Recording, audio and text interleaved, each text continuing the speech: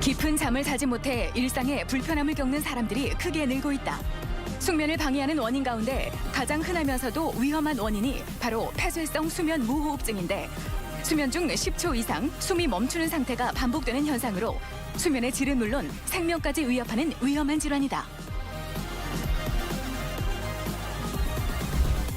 폐쇄성 수면 무호흡증은 수면 중에 비강부터 인두까지 상기도 쪽에 숨길이 좁아지거나 막혀서 일어난 현상으로 수면 중에 심하게 코를 곤다든지 숨이 멎는 현상이 나타날 수 있습니다. 우리나라 40세 이상 성인 4명 가운데 1명은 습관적인 코골이와 무호흡을 경험하고 있는 것으로 나타났다. 일반적으로 폐쇄성 수면 무호흡증은 여성보다는 남성에게 흔하지만 폐경 이후 여성의 경우 남성만큼의 높은 유병률을 보이는데, 오늘 TV 주치에서는 건강의 적, 폐쇄성 수면 무호흡증에 대해 자세히 알아본다. 폐쇄성 수면 무호흡증은 심한 코골이와 함께 숨길이 좁아지거나 막혀서 나타나는 수면 장애다. 수면 중 짧게는 10초, 길게는 1분가량 숨이 멈추는 상태가 반복되는데, 이러한 수면 장애를 방치할 경우 낮에 심한 졸음을 호소하거나 만성 피로와 만성 두통 등의 다양한 증상이 나타날 수 있다. 어디가 불편해서 오셨어요? 아침에 일어나고 나면 머리가 띵하고 낮 시간대 되면 너무 피곤하고 졸려서 찾아오게 됐습니다. 코를 심하게 곤다든지 아니면 숨 안 쉬거나 그런 경우는 없다고 하던가요? 숨을 안 쉬는 건 모르겠지만 코를 많이 곤다고 하고 술 먹을 때는 더 많이 곤다고 얘기를 하더라고요. 평소 때 혈압이나 당뇨 또 뇌혈관 질환이나 드시는 약은 따로 있으신가요? 평소에 아픈 것도 없고요. 따로 먹는 약도 없습니다. 수면 무호흡증 환자들이 호소하는 대표적인 증상이 바로 수면 중 발생하는 코골이와 무호흡이다. 또한 주간 졸림증이나 피로감, 두통 등이 흔히 동반되며 평소 입을 벌리고 자는 습관 때문에 구강 건조증이 생기기도 한다.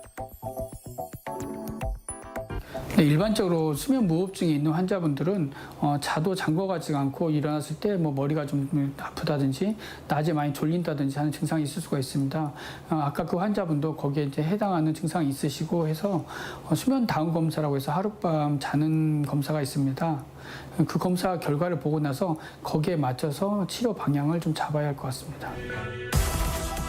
단순하게 나쁜 잠버릇으로만 여겼던 코골이와 무호흡. 하지만 심각한 합병증을 유발할 수 있는데, 동반 질환이 악화되거나 고혈압이나 심장질환, 뇌졸중 같은 새로운 합병증의 원인이 되기도 한다. 폐쇄성 수면 무호흡증의 진단을 위해선 수면 다원 검사가 필수다. 무호흡과 저호흡의 상태, 그리고 또 다른 수면 질환의 여부를 판단하는 근거가 된다. 뭐가 제일 불편해서 오셨나요? 최근에 잠을 자다가 숨이 막혀서 깬 적이 있거든요. 그래서 걱정돼서 진료 보러 왔어요. 최근에 체중이 좀 많이 찌셨나요? 많이 쪘어요. 얼마 동안 몇 킬로나 찌셨나요? 한 1년 동안에 한 10kg가 찐 것 같아요. 그러면 술은 일주일에 몇 번이나 또 한 번 마실 때는 소주나 맥주 몇 병씩 드시나요? 일주일에 3번 이상은 먹는 것 같고요. 한 번 마시면 소주 2병 정도는 마시는 것 같아요.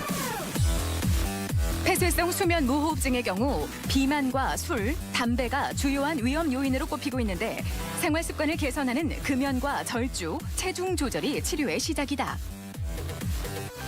이 환자분은 수면 다운 검사 결과를 봤을 때 무호흡 저호흡 지수가 매우 심해서 즉각적인 치료가 필요할 것 같습니다. 우선 기본적으로 하실 수 있는 거는 체중 감량이라든지 술, 담배를 줄이시고 잘 때 옆으로 자는 게 도움이 되실 것 같고요. 지수를 봤을 때는 양압기 치료는 바로 해야 할 것 같고, 내시경 소견을 종합해서 필요에 따라서는 수술적 치료를 같이 동반해서 할 수도 있습니다. 폐쇄성 수면 무호흡증의 치료에는 행동요법과 양압기 치료, 구강 내 장치 및 수술 치료가 있다. 이 가운데 양압기 치료가 비용 대비 치료 효과가 높은 것으로 알려져 있지만, 과거엔 고가의 장비 때문에 환자들의 부담이 컸던 게 사실이다.